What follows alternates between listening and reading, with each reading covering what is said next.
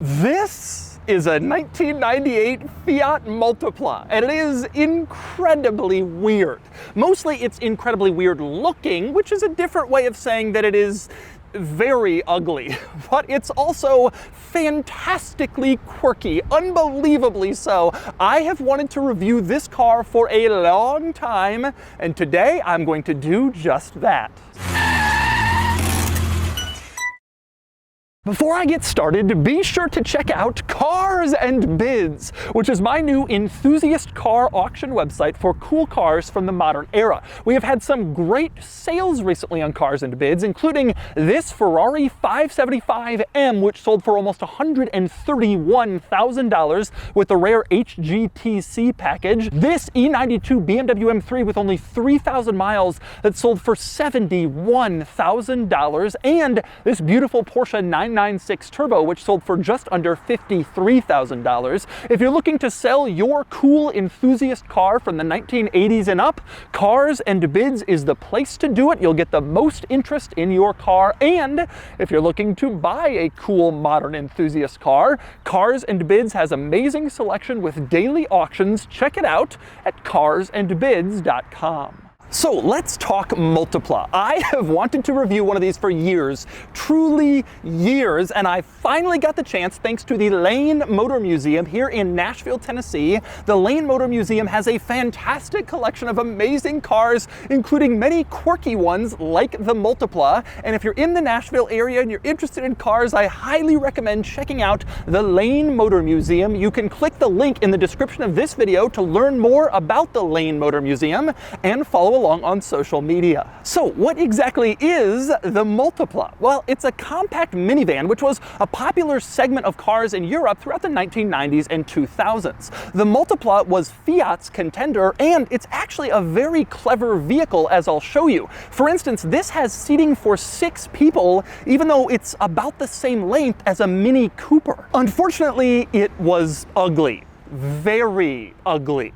We're gonna get some people in the comments saying, oh, I don't think it's really that bad, just to be contrarian, but the truth is this Multipla has been mentioned on many ugliest car of all time, ugliest car of the year, ugliest car of the decade list, and it's still commonly brought up in discussions of the ugliest cars ever made, even 25 years after it first went on sale. It just was And of course, that means I love it, as a lover of weird and interesting and quirky cars. Now, the Multipla was never sold here in North America, but the Lane Motor Museum has this one, and today I'm going to review it. First, I'll take you on a tour of the Multipla and show you all of its many quirks and features. Then I'll get it out on the road and drive it, and then I'll give it a Doug's score.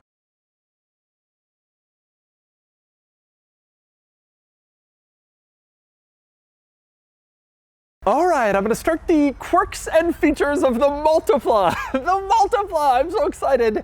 By discussing the exterior styling, by far the most controversial part of this car was how it looked, and the front end design was unquestionably the most controversial part of that, and with good reason. You can see in the front you have a pair of headlights in the normal place where you'd expect, and then in between them you have a grille opening at the base of the hood. That's all pretty standard, but you look a little further up and you have a second pair of headlights at the base of the windshield on this giant U-shaped panel that comes out under the windshield. And at the very center of that panel, you have the Fiat logo. The automaker put its logo on this panel instead of the base of the hood, like basically every other car. It makes no sense. And this really was a point of criticism. A lot of people said it looked like a duck up here, and you can totally see that. It looks like the duck head kind of comes down to the top of the hood, and then the duck bill sort of protrudes out from that.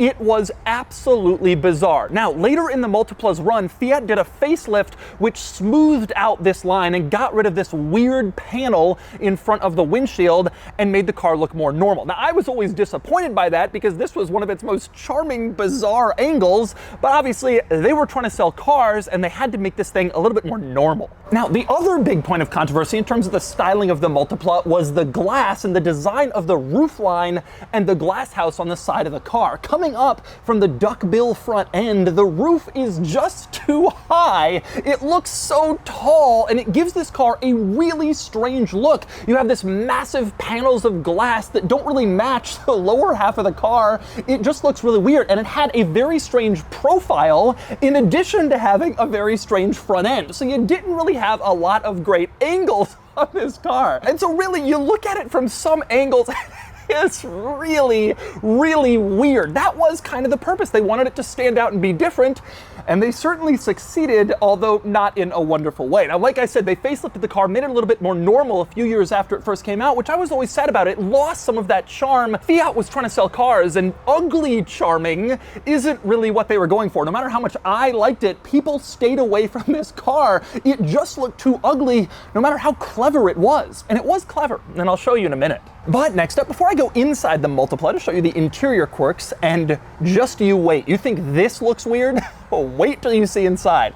But anyway, before I go in there, I want to go over some other exterior quirks, starting with this rear end design. You can see it isn't flat on the back end like basically every other car. Instead, you have this rear pillar sort of curves down and meets the lower half of the body, and then it curves out again, jutting out from the rest of the car, and that's how the rear end design looked. No flat rear end like most other hatchbacks, minivans, vehicles with a tailgate. Very strange. And to make it even weirder, the rear quarter window kind of wraps around towards the back of the car a little bit. It's not just a flat window on the side, it comes towards the tailgate and towards the middle of the rear of the car, making for a very strange rear 3/4 angle, in addition to all the other strange stuff back here. And since I'm around back, here's another interesting quirk, the taillights themselves. The taillight assembly, of course, is some random weird shape, which looks bizarre, but also it looks like it has bubbles in it. It was intended from the factory to look like the taillight had bubbles in it, and the reverse light. Not the turn signal, they spared that, but there appear to be bubbles in the taillight. That was just another weird quirk of the Multipla that you lived with if you had one of these. And speaking of lighting in this car, we finally get to find out. My entire life since I discovered this car, I have wondered what exactly do the lights at the base of the windshield do? Because you figure these are the headlights, the fog lights are in the bumper, so what exactly happens with these lights? What is their purpose?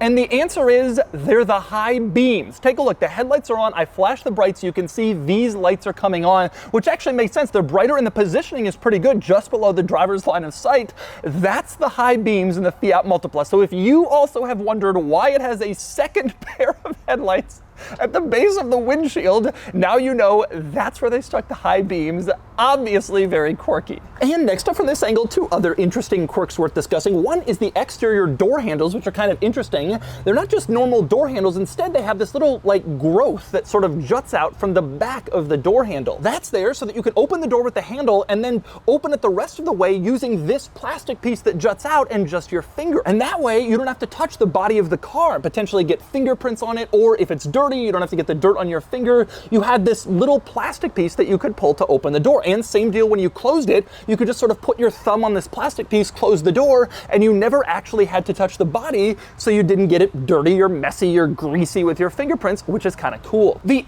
other interesting thing worth noting about this car in terms of styling, another big point of controversy, is it sort of gets wider. You take a look in the front, you can see the headlights are relatively narrow, but then the body kind of just gets wider and expands as the car goes on, which was another thing people really hated about it. It looked like a narrow, normal car in front, and then it just got puffy in back, which was a really, really strange styling decision when you looked at it. It just looked weird. But at least that strange element of the design had a purpose. The Multipla gets wider as you go into the passenger compartment, so they could fit 3 across seating up here. You have 3 seats across in the front and 3 seats across in the back for a total of 6 seats. Like I said, this car about the same length as a Mini Cooper, but they got 6 seats in there, and they did that thanks to that sort of widening body as it goes across to get enough room for 3 full-size seats in here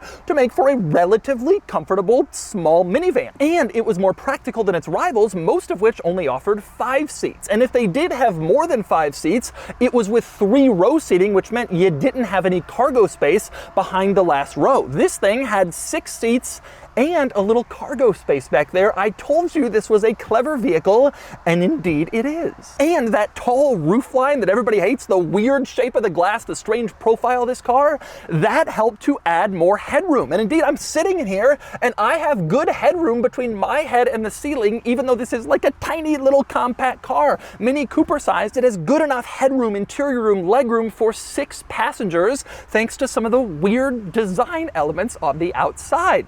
So maybe this car isn't so strange after all. Actually, on second thought, yes, it is, because as strange as the exterior of this car is, the interior is way weirder. Really, absolutely, bizarrely insane. Let's go through it. Okay, probably the strangest thing in the Multipla, at least up front, is the center control area, which includes, in one giant panel of cheap plastic, truly everything in this car. In this one panel, you have climate vents, you have climate controls, you have lighting controls, you have your speedometer, you have your tachometer, you have your radio, you have your cigarette lighter, you have a cup holder, and you have your gear lever, all in this one center control area. And it's not normal. Look at it. It is laid out so bizarrely and so strange. Let's go through some of its weirdest quirks, starting with the climate vents. You have 4 in here, 1 on top and then 3 on the bottom. You have 1 for the left side, 1 for the right side, and then a lower one which spans the entire area. Interestingly, this looks like a robot. You have 2 eyes right here, you got the mouth down here, and you got the ears or the little dials that control the airflow. This looks like a climate vent robot. It is really strange, and that is very weird. But it gets weirder than that in here. Another bizarre quirk in here is the climate controls, which are positioned all the way over towards the driver's side, facing the driver, which makes it very easy for the driver to change the climate controls, but this car has 3 front seats. The outside passenger has to reach all the way over it. Actually, it's kind of a difficult reach if they can even see what they're controlling in the first place, so the climate controls are out of reach of the front passengers because of this strange design. And another strange element to this design, the cup holder. There's only 1, even though there are 3 across front seats, and it's over on the passenger side. On the driver's side, the shift lever is where the cup holder would be, so the driver is shifting and does not get a cup holder. Instead, only the passengers have access to the cup holder. And speaking of weird driver-focused things, how about the speedometer area, which is in the center? It's in this giant center display. Admittedly, it is turned towards the driver and facing the driver, but it is still out of the driver's direct straight line of sight. To see it, you have to look down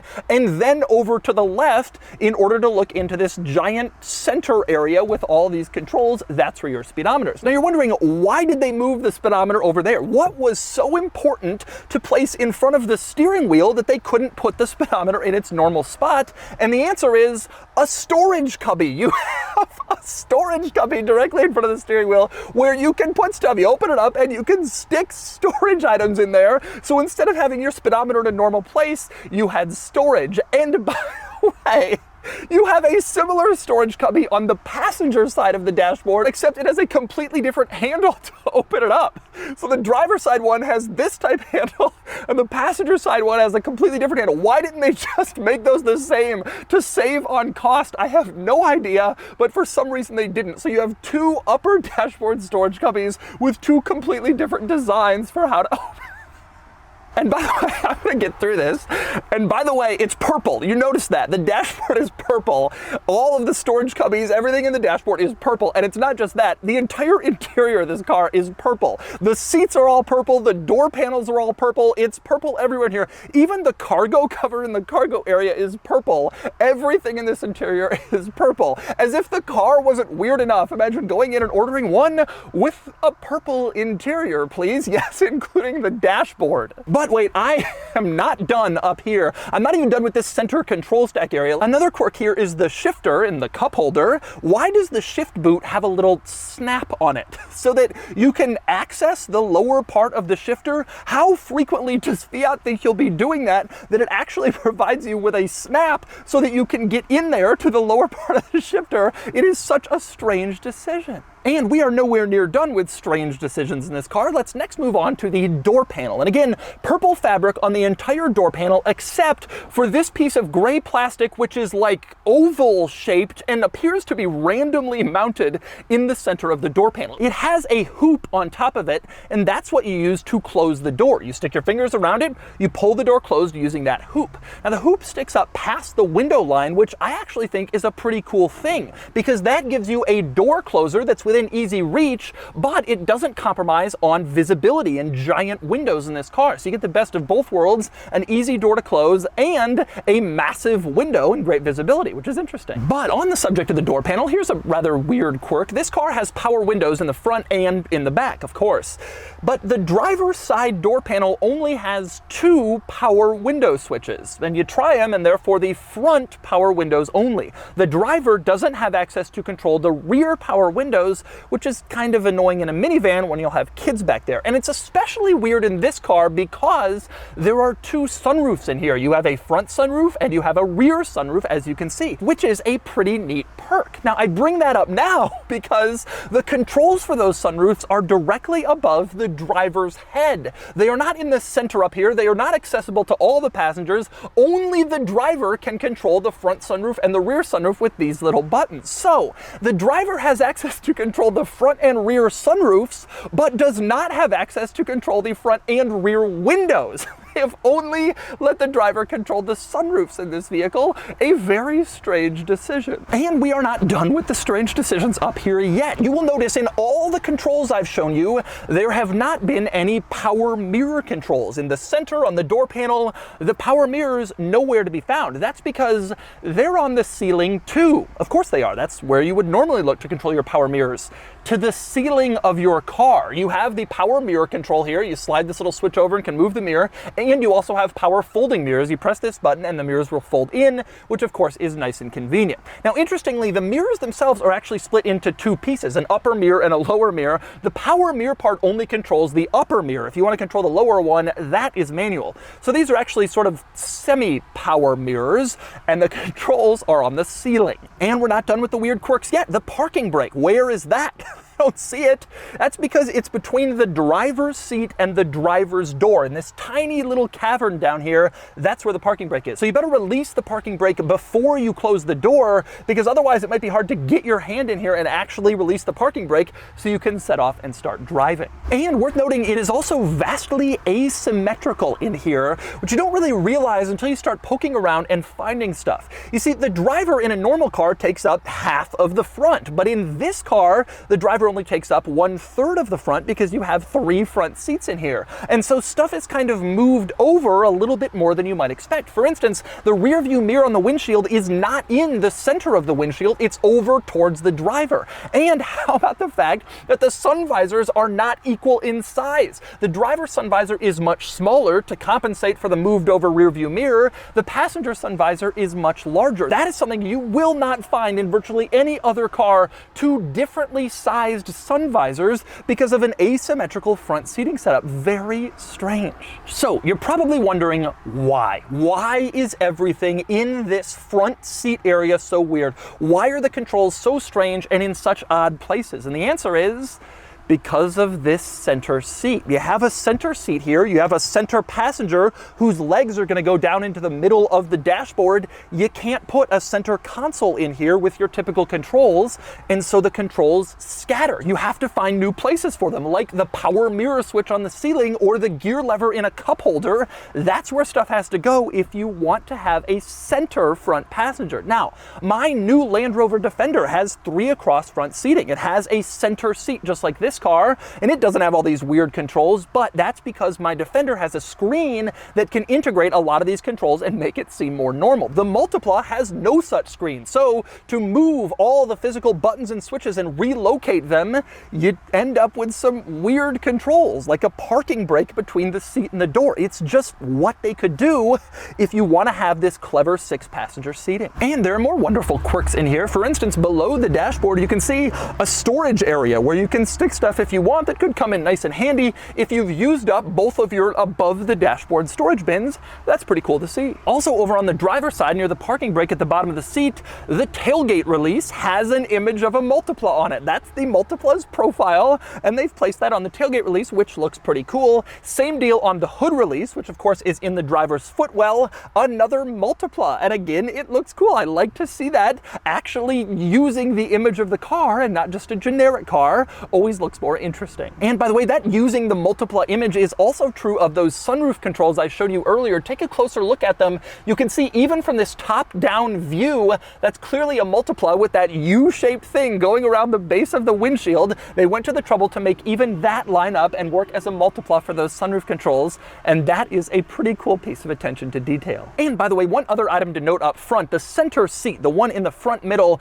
is probably going to be used the least in this car. Fiat knows that, and so when you fold the seat down, you can see there's like a plastic pad on here and some cup holders that can be used as sort of a center console if you don't have a middle passenger in place. You don't always just have to ride around with all 6 seats up. If you're not using this center one, you can do some practical things with the seat back. And next up, we move on to the back seat in the Multipla. And the first thing you notice when you get back here is it is roomy. Like I said, clever use of space in this car. I have the driver's seat positioned where I would be sitting, and I have good knee room in here, more than I do in a lot of cars that are a lot bigger than this one. I also have good headroom in here, although the rear sunroof kind of cuts into my headroom a little bit, as you can see.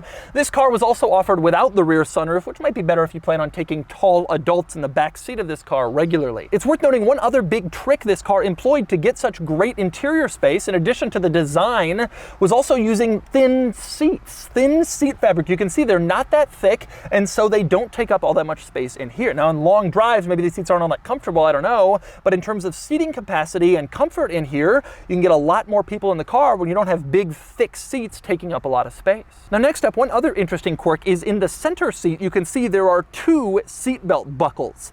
So back here, there's a total of 4 seatbelt buckles for 3 seats, which might seem kind of strange until you actually look at the seatbelt, which is located on the ceiling, and you can see it has 2 like latches to it. So how exactly does this work? Well, the theory is you're supposed to plug in one of those latches into one of the belt buckles, and that forms one like seatbelt point, and then you plug in the other latch to the other buckle, and then you have a 3-point seatbelt. That was a lot easier than figuring out some other 3-point belt solution, having 2 buckles plug in. So if you are the middle passenger in this car, you have to buckle 2 buckles and unbuckle 2 buckles if you want to be fully belted in. And next up, another nice quirk back here. It is very easy to fold down the rear seats in case you want more rear seat room. You can see there's a little latch on the side of the seat at the base. You just pull it and fold the seat down, and then there's more space. Same deal with the center seat. Just pull the latch and fold it down, and you're good to go. And before you even ask, yes, Fiat thought of the fact that the other side seat would want the latch on the other side for easier access.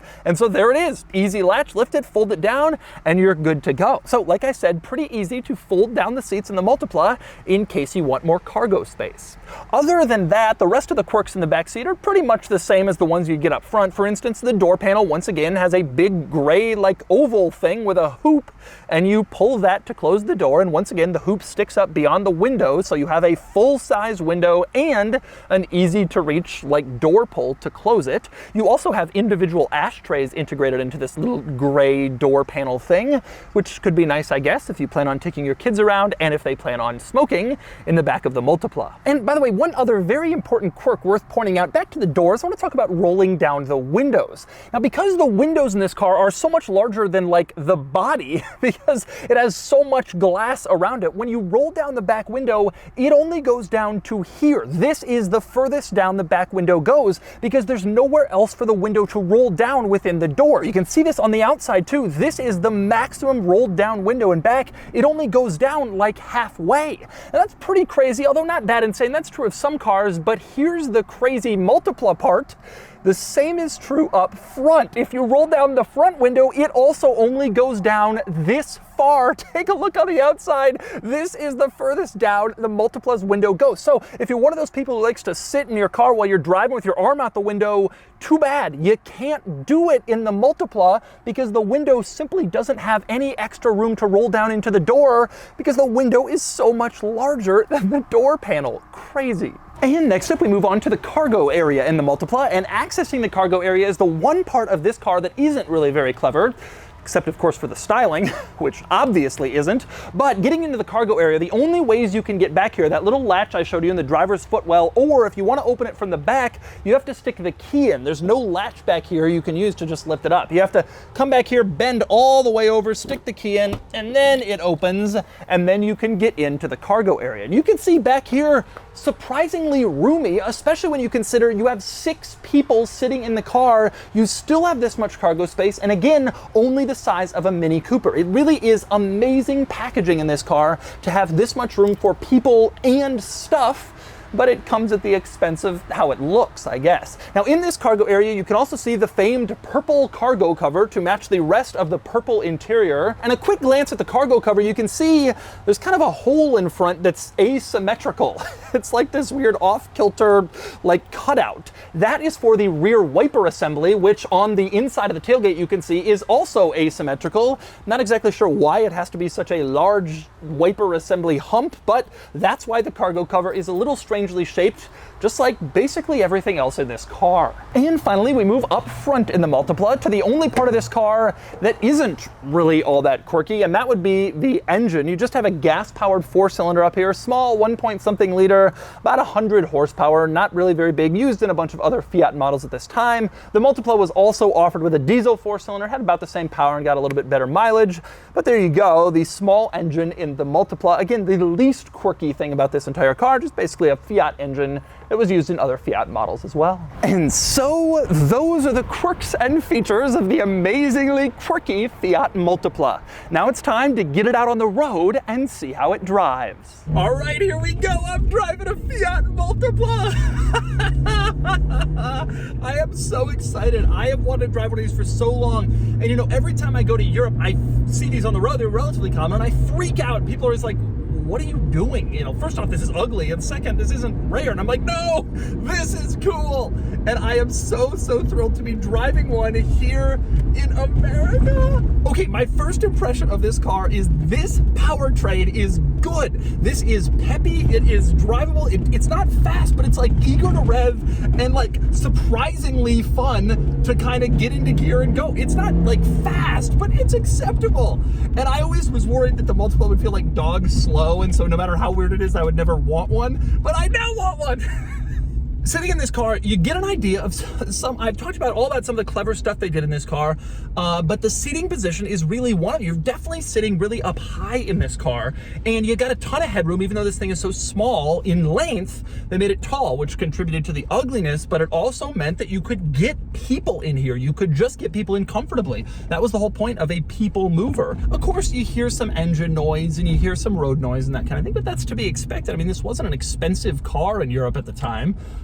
It was just a little van that people bought, you know, for families. I can't believe I'm driving a Multipla. It makes me so happy. For people who are into weird cars, as I am, this is definitely one of the weirdest. And by virtue of not being sold in the United States, it has this sort of forbidden fruit element to it too. So not only is it weird, but it's rare. And I like the weird, rare stuff. Now, obviously, in terms of steering and handling, it leaves a little bit to be desired. The steering is not exactly quick. When you turn the wheel, not much is going on. And then when you actually do start turning, you know, I mean, it's a tall car with little tires. It's not really feeling like, you know, the suspension is kind of soft. It's not really feeling like it's a sporty, exciting, thrilling, throw it around car. That was never the intent of the Multipla. I mean, this was always kind of a people mover. But it's better to drive than you might think, and it's relatively good. It's relatively quick. It's relatively quiet. It's comfortable in here. It's not a bad car, honestly. I can't believe I'm just cruising around in a Multipla like it's nothing. What a crazy situation. Now, interestingly, the whole center thing with all this stuff, it's actually pretty easy to shift gears because the gear lever is therefore right next to where your hand is on the steering wheel. And so that makes it surprisingly easy as opposed to having a gear lever in the center where you're kind of reaching down for it. And I think these were relatively popular. You know, they were more popular in Italy, where Fiat is from, versus the rest of Europe. They weren't really willing to overlook the styling quite as much as the Italians to buy their hometown brand, but you still see them fairly often, even today in Europe. And the reason it's so popular is it's a clever car. It was relatively well priced. It has a big interior that seats 6, which a lot of its rivals didn't, and it drives reasonably well, and there's a lot to like here if you can get yourself past the styling, which I understand that a lot of people can't or don't want to. Now, these cars turn 25 years old in like a year or two, and you can start importing them to the United States. I think I might just have to do that. By the way, if you're wondering how the Lane Motor Museum has this car because it's not 25 years old yet, the Lane Motor Museum has an exemption to the 25-year US import law because they are a museum or educational institution. So as long as they're using the vehicles for like educational museum purposes, they can import them, and that's how this one got here. And I'm thrilled that it's here. There's probably one of the only Multiplas in the United States, maybe the only one. They're legal in Canada, so there might be a few up there, but probably not many, and it's just crazy to be driving around in the Fiat Multipla. What a weird car, and not that bad of a car, it turns out. And so that's the Fiat Multipla. What a car. Quirky, weird, interesting, clever, and, well, not attractive. In fact, the opposite of attractive, but it's still tremendously interesting to check out this car, especially here in the United States where it might just be the only one in existence. And now it's time to give the Multipla a DOUGSCORE. Starting with the weekend categories and styling, I have always loved the look of the Multipla, but definitely in a so ugly it's cool kind of way. Most people absolutely hated this thing, and it gets a 3 out of 10. Acceleration, it's pretty slow, and it gets a 1 out of 10. Handling is surprisingly good. I was shocked by how engaging this is to drive, though it's still a tall van, and it gets a 4 out of 10. Fun factor is only okay. It's slow and not amazing to drive, but you do have the fun of knowing you're driving such a bizarre creature, and it gets a 5 out of 10. Cool factor is also high. I know I'm going to get tons of Europeans commenting on this video saying the Multipla isn't cool or rare or special, but it's very rare in the States, non-existent in fact, and very head-turning, and it would be a huge hit at a Cars and Coffee. It gets a 7 out of 10 for a total weekend score of 20 out of 50. Next up are the daily categories and features. The Multipla doesn't have a lot of luxuries, but it has the basics, and it gets a 3 out of 10. Comfort is normal for a car like this, and it gets a 5 out of 10. Same deal with quality. It's fine, not great, about what you'd expect, and it gets a 5 out of 10. Practicality, however, is huge. This is a 6-seater with a cargo area in a small, affordable package. I find this to be exceptionally practical and clever, and it gets a 9 out of 10. Finally, value, and this one really depends on where you are. If you bought one of these and shipped it to the States, you could turn everyone's head for a few $1,000s. But in Europe, these aren't particularly interesting. I'll give it a 6 out of 10 for a total daily score of 28 out of 50. Added up, and the DOUGSCORE is 48 out of 100, which places it here against some other weird cars, hatchbacks, and gray market imports. The Multipla is super cool. I know Europeans are used to it, but as an American, mainly stuck with dull minivans that all blend together, I love the wacky quirks of the Multipla, and I'm thrilled I had the chance to review one. I'd really love to import a nice left-hand drive Multipla when it becomes legal in a few years.